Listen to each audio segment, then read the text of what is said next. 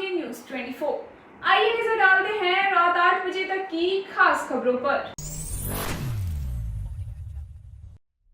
NEET और JEE की मुफ्त कोचिंग सम्राट चौधरी ने पटना के 10 स्कूलों में शुरू की सुविधा। मृत्युंजय तिवारी का आरजेडी से इस्तीफा, बोले तेजस्वी यादव हाईजैक। पटना के बांकीपुर विधानसभा उपचुनाव को लेकर जिला प्रशासन ने चुनावी तैयारियां पूरी की।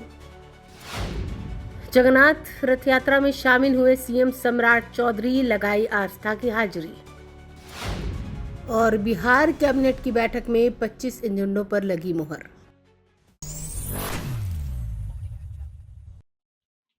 पटना के 182 बांकीपुर विधानसभा उपचुनाव 2026 को लेकर जिला प्रशासन ने चुनावी तैयारियां पूरी कर ली हैं। बांकीपुर विधानसभा क्षेत्र में कुल 3,79,616 मतदाता अपने मताधिकार का प्रयोग करेंगे। इनमें 2,60,000 पुरुष, 1,79,533 महिला और 23 थर्ड जेंडर मतदाता शामिल हैं। क्षेत्र में 422 मतदान केंद्र बनाए गए। इनमें 247 सरकारी और 175 निजी भवनों में मतदान केंद्र स्थापित किए गए हैं। साथ ही 29 चलंत मतदान केंद्र भी बनाए गए हैं। नामांकन प्रक्रिया में 40 उम्मीदवारों ने पर्चा दाखिल किया था। जांच के बाद 26 नामांकन वैध पाए गए। एक उम्मीदवार ने नाम वापस लिया और अब 25 प्रत्याशी चुनावी मैदान में हैं। मतदान केंद्रों पर वेबकास्टिंग, मोबाइल जमा करने की सुविधा और मतदाताओं की पहचान के लिए 12 वैकल्पिक फोटो पहचान पत्र भी मान्य होंगे। चुनाव आयोग के अनुसार अब तक की कार्रवाई में 2 अवैध हथियार, 16 कारतूस, 2,785 लाख रुपए नकद, 2,652 लीटर शराब और अन्य सामग्री जब्त की गई है। वहीं मतदान के बाद मतगणना और एएन कॉलेज पटना के कला भवन में होगी। फिलहाल बांकीपुर चुनाव को लेकर प्रशासन ने निष्पक्ष, शांतिपूर्ण और पारदर्शी मतदान के लिए सभी इंतजाम पूरी करने का दावा किया है। ब्यूरो रिपोर्ट, आंखें न्यूज 24। इसके अतिरिक्त हमारे जिला बल भी है और बीसा की टिप्पणियां भी। ये बांकीपुर विधानसभा अभी इलेक्शन की तरफ चल रहा है और इसमें अभी आदर्श आचार संहिता लागू है। इसी के लिए अलग अलग जगहों पर विभिन्न चेक पोस्ट बनाए गए हैं, जो बांकीपुर विधानसभा के क्षेत्र में भी है और आसपास के क्षेत्रों में भी जो चेकिंग कराया जा रहा है। अभी तक जो यूनिट्स लगाए गए हैं उनके द्वारा कैश सीजर जो है वो 12,83,000 रुपए है। इसके अतिरिक्त 1,400 लीटर शराब रिकवरी हुई है। ये बांकीपुर विधानसभा क्षेत्र की बात कर रहा हूँ मैं। इसके अतिरिक्त मादक पदार्थ में करीब 1,62,000 रुपए की सामग्री जब्त की गई है।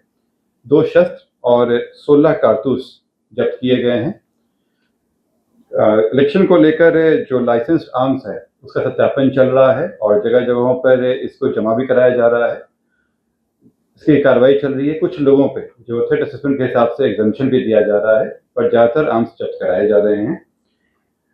इसमें जो वैसे लोग जिनसे आशंका है कि विधि व्यवस्था समस्या उत्पन्न कर सकते हैं उनको बाउंड डाउन कराया जा रहा है। अभी तक करीब 2,039 लोगों को बाउंड डाउन कराया गया है। जो वारंट्स हैं जो लगातार कोर्ट से प्राप्त भी हो रहे हैं और एग्जीक्यूट भी कराया जा रहा है। 573 वारंट्स का एग्जीक्यूशन कराया जा चुका है। जैसा सर ने बताया कि 9 FST हैं और 18 SST 24 घंटे में चल रहे हैं और ये कार्रवाई और सघन कर दी जाएगी।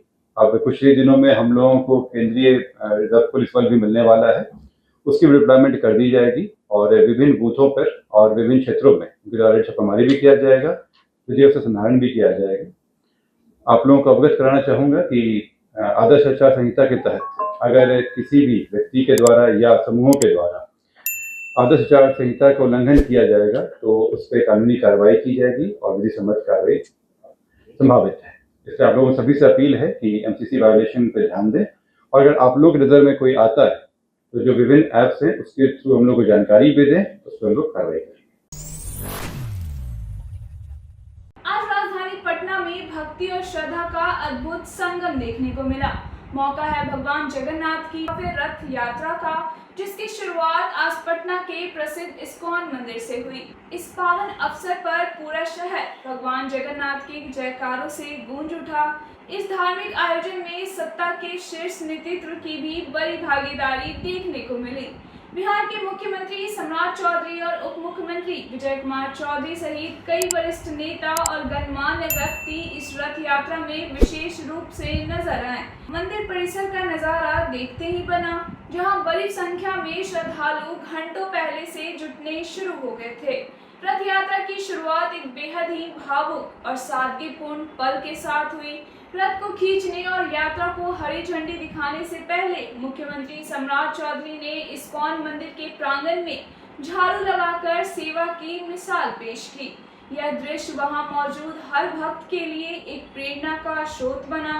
मंदिर की परंपरा के अनुसार रथ के मार्ग को स्वच्छ करने के बाद मुख्यमंत्री ने स्वयं रथ की डोर थामी और इसे आगे खींचकर विधिवत रूप से यात्रा का शुभारंभ किया।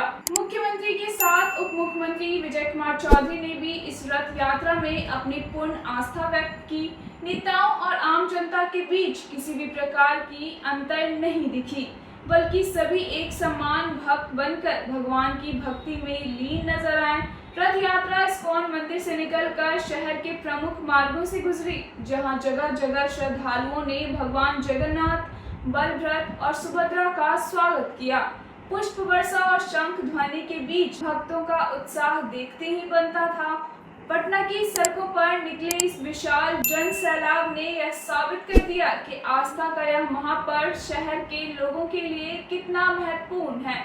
फिलहाल पटना के इस्कॉन मंदिर से जुड़ी यह तस्वीर बिहार की धार्मिक एकता और उल्लास को दर्शाने के लिए काफी है। इस भव्य आयोजन के साथ ही पटना की फिजाओं में भक्ति का रस घुल गया है। इस बुलेटिन में अभी के लिए बस इतना ही। देश और दुनिया की तमाम बड़ी अपडेट्स के लिए बने रहें हमारे साथ आखिर न्यूज़ 24 पर। नजर हर खबर पर। बिहार की सम्राट कैबिनेट ने आज एक बेहद महत्वपूर्ण बैठक में प्रदेश के विकास और भविष्य की योजनाओं को लेकर कुल 25 एजेंडों पर अपनी मुहर लगा दी है। इस कैबिनेट बैठक के केंद्रों में शहरी विकास, पर्यटन, अवसंरचना और जन कल्याणकारी योजनाएं रही हैं।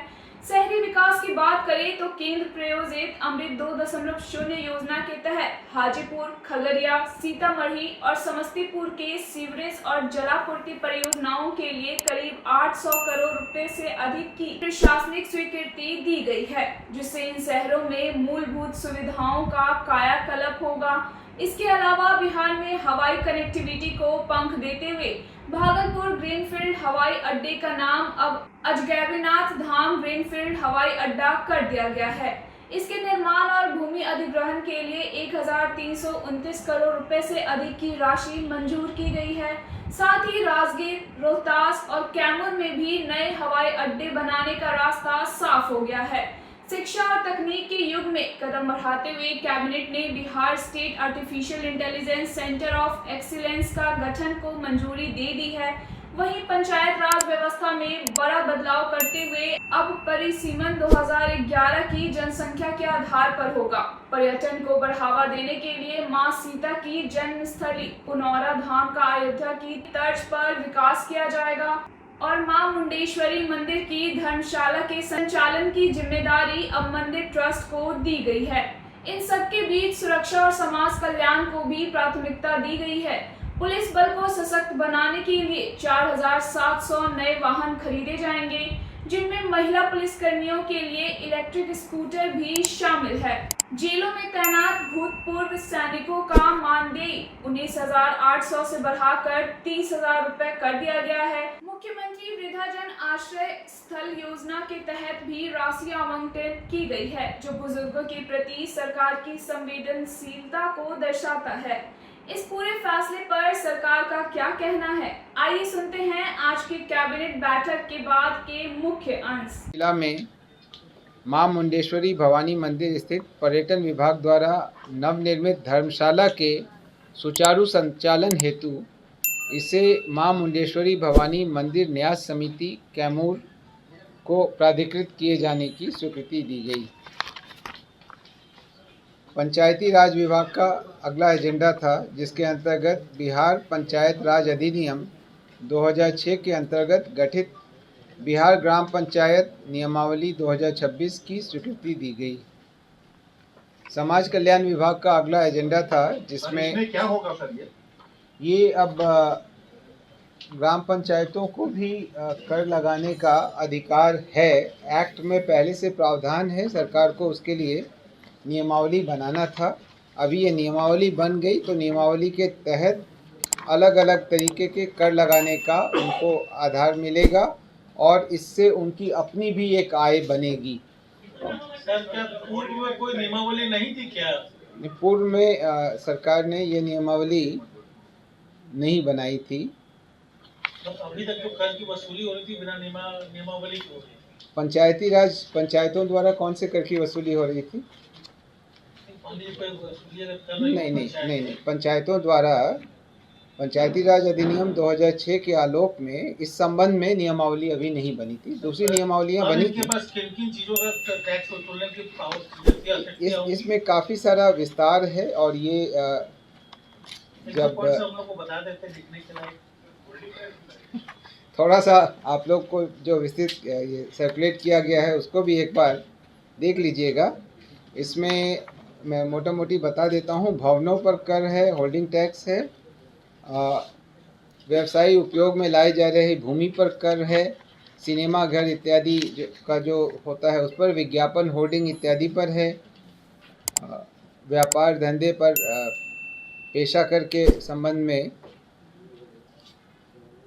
है और सेवा शुल्क का निर्धारण करने का भी प्रावधान है, जैसे पेयजल है, हाट मेला बाजार इत्यादि या कूड़ा निपटाने इत्यादि के संबंध में ये सारे प्रावधान किए गए हैं। और इसके बारे में अन्य प्रावधान किए गए हैं कि कैसे इसका कलेक्शन होगा, कैसे इसका उपयोग होगा, ग्राम पंचायतों के क्या उत्तरदायित्व होंगे, इन सब का प्रावधान इस नियमावली में किया गया है। विभाग की वेबसाइट पर अधिसूचना निर्गत होने के बाद ये आ जाता है, आप वहाँ से फर्दर विस्तार इसका देख सकते हैं। समाज कल्याण विभाग का अगला एजेंडा था, जिसमें नगर विकास एवं आवास विभाग द्वारा संचालित मुख्यमंत्री वृद्धजन आश्रय स्थल योजना को पूर्व से निर्धारित दरों के अनुरूप ही समाज कल्याण विभाग के माध्यम से संचालित करने तथा विभाग के अंतर्गत पूर्व से क्रियान्वित वृद्धाश्रम सहारा योजना को मुख्यमंत्री वृद्धजन आश्रय स्थल योजना में समाहित कर संचालित करने की स्वीकृति दी गई। यानी अब वृद्धजन संबंधी ये सारी योजनाएं समाज कल्याण विभाग द्वारा संचालित की जाएंगी और एक ही अम्ब्रेला के अंतर्गत संचालित होंगी। सूचना प्रौद्योगिकी विभाग का अगला एजेंडा था, जिसमें Bihar state artificial intelligence centre of excellence के लिए कॉरपोरेशन के गठन और इससे संबंधित मेमोरेंडम ऑफ एसोसिएशन एवं आर्टिकल ऑफ एसोसिएशन की स्वीकृति दी गई। आप अवगत हैं, कुछ दिनों पहले ही सेंटर ऑफ एक्सेलेंस के स्थापना की स्वीकृति दी गई थी। इसको सेक्शन 8 कंपनी के रूप में गठित करने के लिए यह कार्रवाई की गई है। पर्यटन विभाग का अगला एजेंडा था, जिसमें बिहार पर्यटन सेवा नियमावली की स्वीकृति दी गई। पर्यटन विभाग का ही अगला एजेंडा था, जिसमें राज्य में धार्मिक पर्यटन और महत्वपूर्ण स्थलों पर सुगम, सुरक्षित एवं आधुनिक परिवहन सुविधा उपलब्ध कराने हेतु रोपवे आधारित आधारभूत संरचना के योजनाबद्ध विकास, संचालन एवं प्रबंधन के उद्देश्य से कंपनी अधिनियम के प्रावधानों के अंतर्गत Bihar state ropeways company limited के गठन की स्वीकृति दी गई। अब इस तरीके की जितने भी रोपवेज बनेंगे वो सब इस एक कंपनी के अंतर्गत रहेंगे पॉसिबल। पर्यटन विभाग का ही अगला एजेंडा था, जिसमें बिहार पर्यटन अवर सेवा संवर्ग नियमावली की स्वीकृति दी गई। नगर विकास एवं आवास विभाग का अगला एजेंडा था, जिसमें उपचारित अपशिष्ट जल के सुरक्षित पुनः उपयोग हेतु नीति बिहार 2026 की स्वीकृति दी गई। ये बहुत ही महत्वपूर्ण निर्णय था। ट्रीटेड वेस्ट वाटर, ये ज़्यादातर इसके लिए कोई विशिष्ट नीति हमारे पास नहीं थी, अभी एक नीति बन गई है। इसका उपयोग इंडस्ट्री में भी किया जा सकता है, अन्य कार्यों के लिए भी किया जा सकता है। तो अब इस नीति के बनने के बाद इस दिशा में कार्रवाई हो सकेगी। पर्यटन विभाग का ही अगला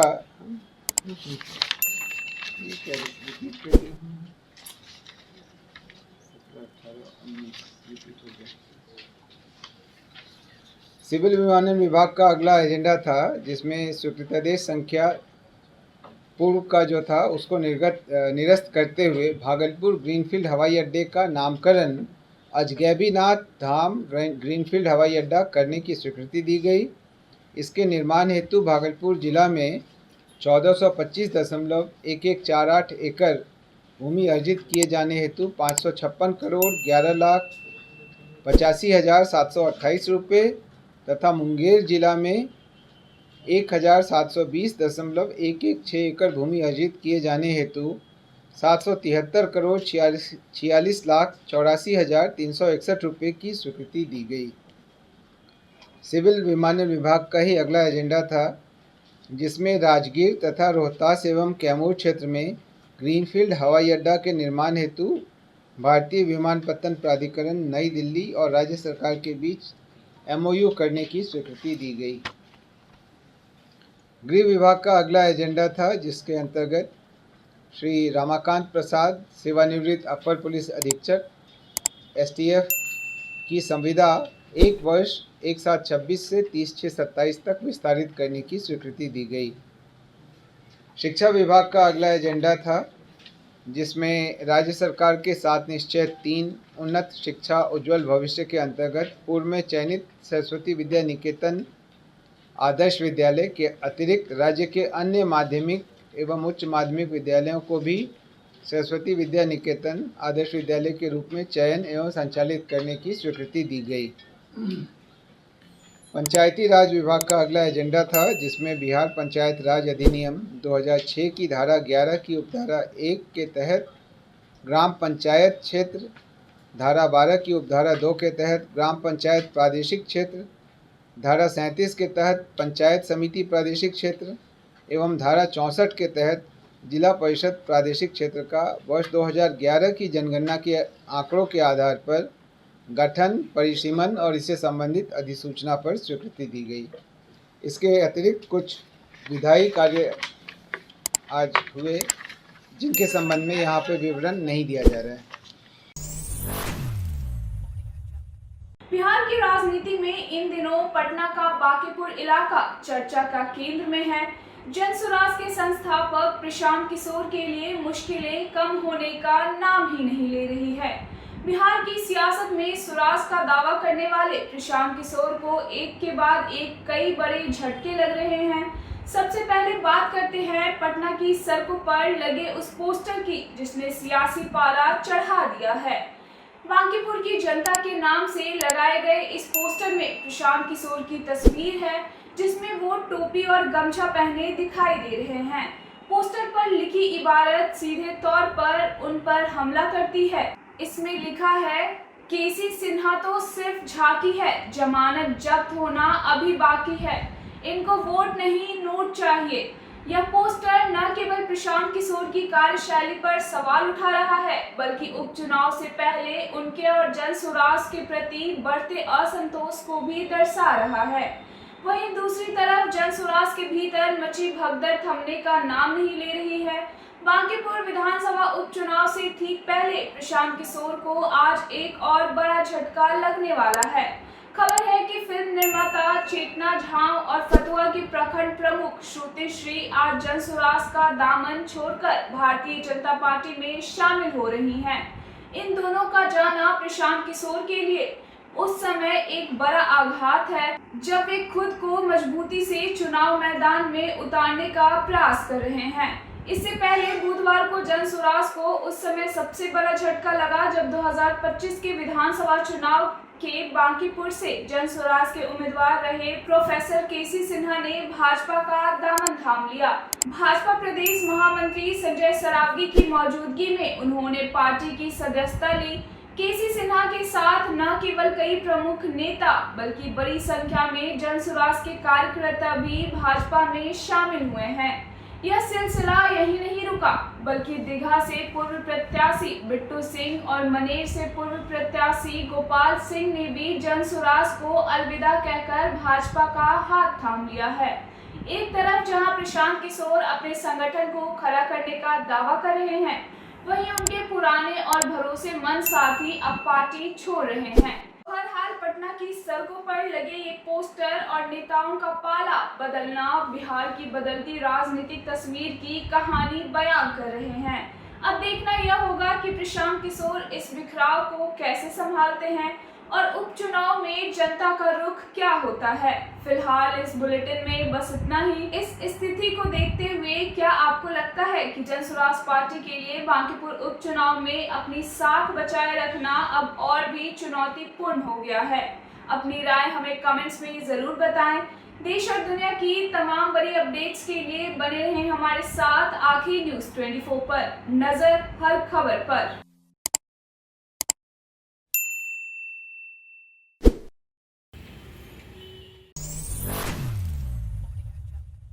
अगर आपने हमारा चैनल अभी तक सब्सक्राइब नहीं किया है तो इसे जल्दी से लाइक करें, कमेंट करें, शेयर करें और सब्सक्राइब करना ना भूलें, ताकि आप देश और दुनिया की तमाम बड़ी खबरों के लिए बने रहें हमारे साथ आखिर न्यूज़ 24 पर। नजर हर खबर पर।